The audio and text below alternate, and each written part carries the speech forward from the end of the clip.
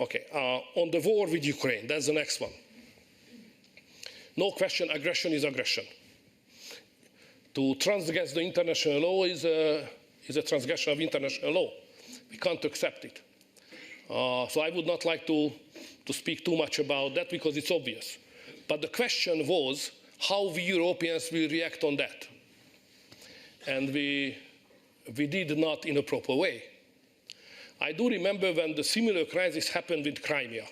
I was there at the negotiation table at that time also in the European Council, and our leaders, we together, responded to the Crimean crisis to say that we have to localize the conflict, localize and isolate the conflict.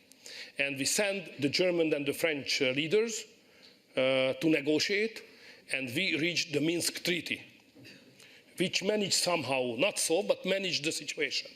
Nowadays, when this Donetsk conflict erupted, our response was just the opposite, globalizing the conflict, not localize, but internationalize and globalize the conflict. And now this issue is a global issue. I think it's bad. It's bad for everybody. It's bad for Europe, it's bad for the Ukrainians, bad for the Russians, it's bad for everybody. Okay. When we are speaking on that war, we have to understand where we are. What was the strategy of the West in that war? I simplify a little bit, but this is the fact. Our strategy was that the Ukrainians will fight and will win on the front line. The Russians will lose on the front line. And that lose will create a change in Moscow. There will be a new leadership, and we can negotiate. Putin is a world crimer, crime maker, whatever.